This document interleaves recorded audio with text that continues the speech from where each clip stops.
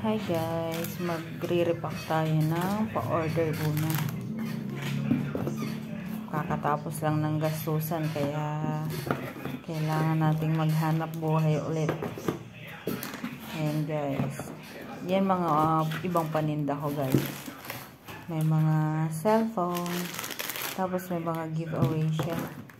Yan ang mga giveaway niya. KitKat, tapos yung Salud na chocolate. Yan. Kasi yung phone. Oppo A16. Yan siya guys. Mura lang yan guys. Tapos may mga freebies pa. Yan. Pasensya na kayo guys. Wala kasi ako maayos na. Kaya, ayan. Diyan ko na lang siya nilagay.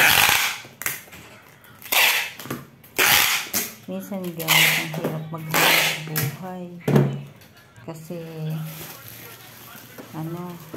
marami ng online seller.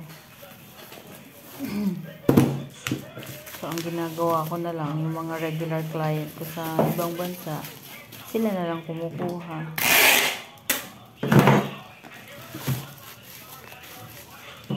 Awa naman ng Diyos. Nakakaraos kahit pa paano. Dapat doble siya i-tape para hindi siya hawasak pag hinagis. Usually kasi guys sa mga courier hindi natin masabi kung ayos bang iniit siya ang mga item na pinapadala. Kaya for assurance doble natin siya hanggang triple na bubble wrap para secure talaga siya.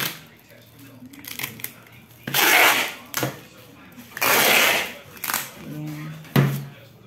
Doble lang ng secured ang mga item. Meron kasi guys akong pinadala dati. Talagang nabasag yung mga Nutella. Pagdating sa client. So, kailangan ko siyang palitan. Kasi kahit anong bubble wrap mo, anong secure mo sa item, kung pagdating sa mga courier, hindi natin alam kung nababagsak ba o ano. Mura lang guys yung mga gadget ko. 1 year warranty din. Kaya, pag naghanap kayo ng mga gadgets, kontakin nyo lang ho ako. Yun nga lang, COD. Hindi ako nagpapa-COD. Thank you for watching guys.